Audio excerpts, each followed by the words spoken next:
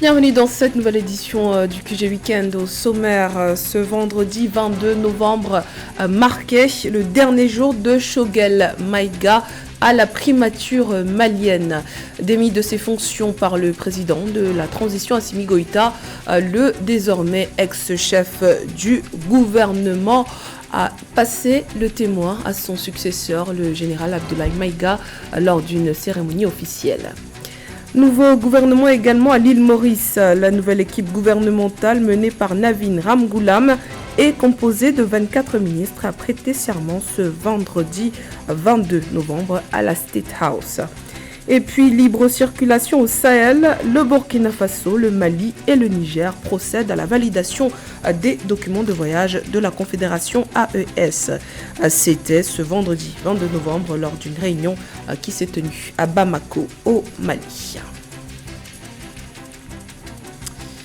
Au Mali, Choguel Maïga, le premier ministre de la transition nommé en 2021, a officiellement quitté la primature. Limogé mercredi dernier par le général Assimi Goïta, l'ancien chef de gouvernement du Mali a officiellement passé le témoin à son remplaçant, le général Abdoulaye Maïga, ce vendredi 22 novembre. La cérémonie de passation de service s'est déroulée en présence du directeur de cabinet adjoint par intérim, Youssouf Sanogo.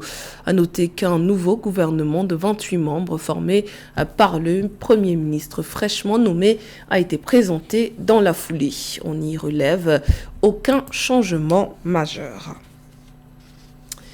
L'île Maurice découvrait également son nouveau gouvernement ce vendredi 22 novembre. Le cabinet ministériel du nouveau gouvernement issu de l'Alliance du changement qui a remporté tous les sièges aux législatives du 10 novembre dernier a été dévoilé. Le nouveau Premier ministre Navin Ramgoolam a présenté une équipe constituée de 24 ministres et de 10 ministres délégués. La prestation de serment a eu lieu en présence du président de la République, Prithviraj Ropone. Notant qu'en plus de son poste de Premier ministre, Navin Ramgoolam va cumuler d'autres fonctions, à savoir ministre de la Défense, de l'Intérieur et des Communications extérieures, ministre de Rodriguez et ministre des Finances. Au Sénégal, c'est une victoire écrasante aux législatives que signe le parti au pouvoir. Le PASTEF, mené par Ousmane Sonko, a en effet remporté 130 sièges sur les 165 qui composent le Parlement. Avec cette victoire, le parti au pouvoir dispose désormais des moyens institutionnels nécessaires pour mettre en œuvre son programme de rupture qui a été plébiscité lors de la présidentielle il y a 8 mois. Fatma Niang.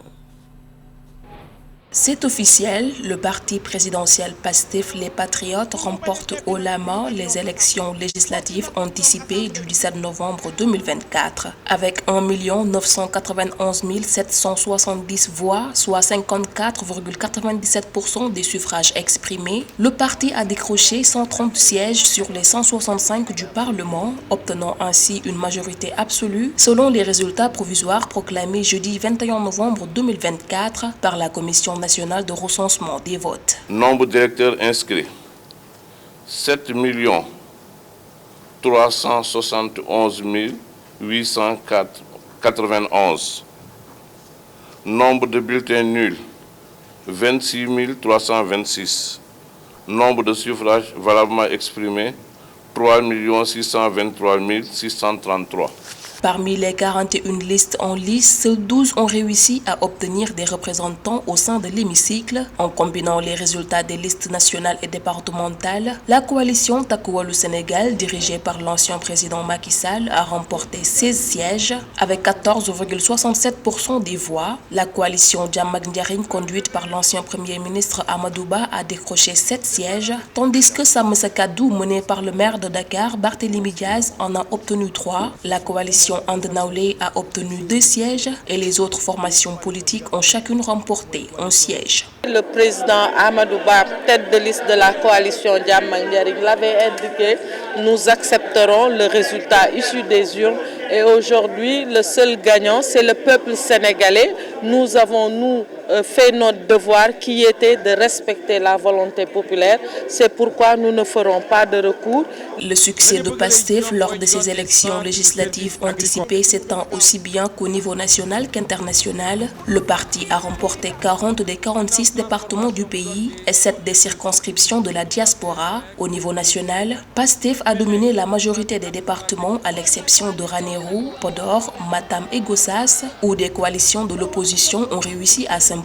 À l'international, la coalition Taku Wallu a remporté les 2 sièges d'Afrique centrale. Du côté de la Côte d'Ivoire, la commission électorale indépendante a enfin présenté les résultats provisoires du dernier recensement visant à réactualiser le fichier électoral en vue de la présidentielle d'octobre 2025. Au terme de l'opération qui s'est achevée le 17 novembre, la CEI estime à près de 900 000 le nombre de nouvelles inscriptions sur la nouvelle liste électorale. Notons que l'opposition continue de réclamer le prolongement de l'opération de recensement électoral malgré sa clôture. La publication de la liste définitive est censée avoir lieu en juin 2025. Écoutons à ce propos Bamba Siaka, coordonnateur de l'opération de recensement électoral.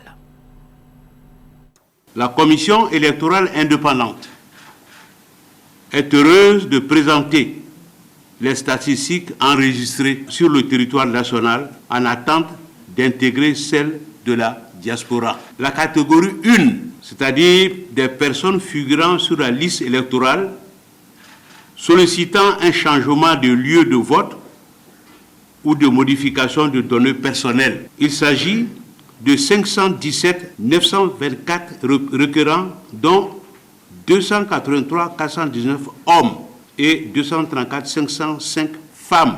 S'agissant de la catégorie 2, définition, personnes sollicitant une première inscription, 943 157 requérants, dont 511 125 hommes et 432 032 femmes, soit un total de 1 461 081 requérants, dont 794 544 hommes et 666 537 femmes. La rupture avec la CEDEAO actée, l'AES poursuit sa construction. En effet, le Burkina Faso, le Mali et le Niger ont procédé à la validation des documents de voyage de la Confédération des États du Sahel. C'était ce vendredi 22 novembre lors d'une réunion à Bamako, au Mali, entre les ministres chargés de la sécurité des 3 pays. Rappelons que cette réunion faisait suite à une rencontre d'experts tenue les 2 et 3 octobre 2024 à Bamako, durant laquelle les détails techniques des passeports et des cartes nationales d'identité harmonisées ont été établis. Objectif, poser les bases concrètes pour faciliter les déplacements et les échanges entre les citoyens des 3 nations. On écoute le général Daoud Ali Mohamedine, ministre malien de la Sécurité et de la Protection civile. La rencontre qui nous réunit s'inscrit dans le prolongement de la vision des plus hautes autorités de nos 3 pays.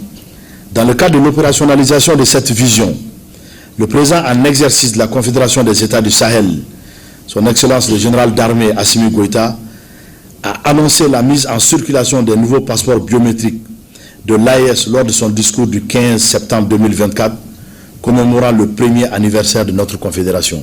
Au regard de l'urgence de mettre en circulation des documents de voyage et d'identité de qualité irréprochable, d'une part, de la nécessité de faciliter la mobilité de nos citoyens à travers le monde, d'autre part, la rencontre ministérielle que j'ai l'insigne honneur de présider aura la lourde tâche de valider les spécifications techniques communes des documents de voyage et d'identité de la Confédération des États du Sahel.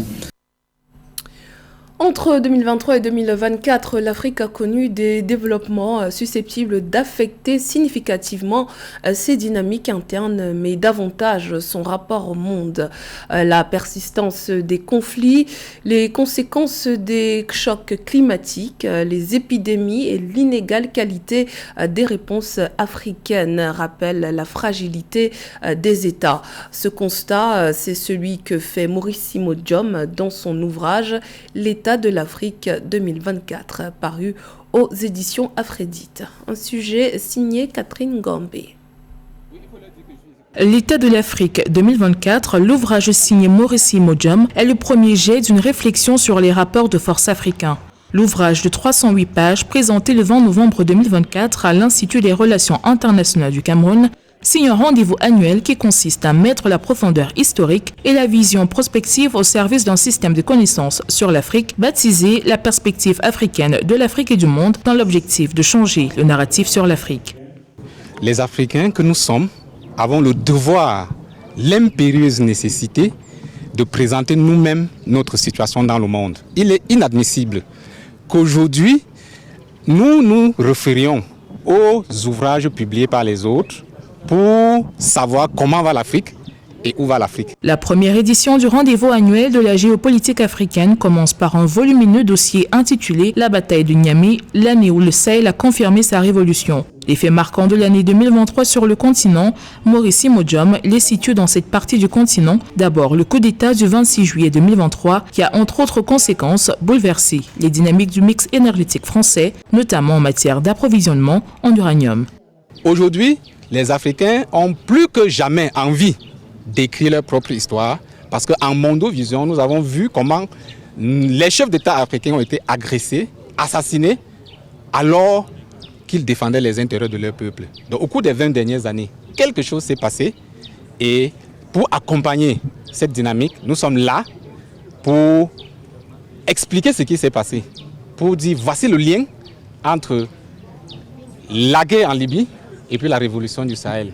La conférence dédicace de cet ouvrage, placée sous le thème « L'état de l'Afrique dans un contexte multipolaire », a été marquée par la présence de scientifiques reconnus comme le professeur Joseph Vincent Tunda Ebodé, directeur du Centre de recherche et d'études politiques et stratégiques de l'Université de Yaoundé 2, et du docteur June Domché, politiste. Dans le cadre du projet de développement des chaînes de valeur régionales rizicoles résilientes en Afrique de l'Ouest, le Fonds africain de développement a récemment approuvé un premier financement de 99,16 millions de dollars. La décision prise le 20 novembre dernier à Abidjan, en Côte d'Ivoire, vise à renforcer la sécurité alimentaire et la souveraineté alimentaire dans la région, tout en favorisant les investissements publics et privés dans la filière riz. Les précisions dans ce sujet de Pauline Minka. Le conseil d'administration du Fonds africain de développement, FAD, a approuvé mercredi 20 novembre 2024 à Abidjan un premier financement de 99,16 millions de dollars pour financer le développement des chaînes de valeur rizicoles en Afrique de l'Ouest. Ce soutien va permettre l'augmentation de la production et de la productivité rizicole ainsi que les revenus générés pour les agriculteurs, notamment les femmes et les jeunes de cette région. Le modèle économique d'importation des pays africains en général touche de plein fouet d'ailleurs la consommation de riz parce que de 600 000 tonnes pour la Côte d'Ivoire à 1 300 000 tonnes pour le Sénégal, l'on se rend compte qu'effectivement c'est une grande problématique. Le projet touche particulièrement la Gambie et la Guinée-Bissau, mais également la communauté économique des États de l'Afrique de l'Ouest et Africa Rice, l'un des principaux centres de recherche en riziculture en Afrique. Le financement est reparti en plusieurs tranches, dont 91,2% des fonds proviennent de la Banque africaine de développement. Les gouvernements de la Gambie et de la Guinée-Bissau contribueront également à hauteur de 5,2%. En tendant vers l'autosuffisance alimentaire déclarée partout, on se rend compte qu'on n'a pas mis suffisamment de moyens. Et donc le FAD vient appuyer ce secteur. Je crois que c'est une aubaine pour certains pays pour enfin booster quand même cette consommation locale et enfin arriver peut-être à diminuer l'importation. À noter que l'objectif de ce financement vise le renforcement de la sécurité alimentaire et l'autosuffisance en riz à long terme. En Afrique, le riz est la deuxième céréale la plus cultivée et la troisième la plus consommée après le maïs et le blé. C'était le journal de la rédaction. Merci pour votre fidélité. Dans un instant, une nouvelle édition de l'actualité sur Africa 24.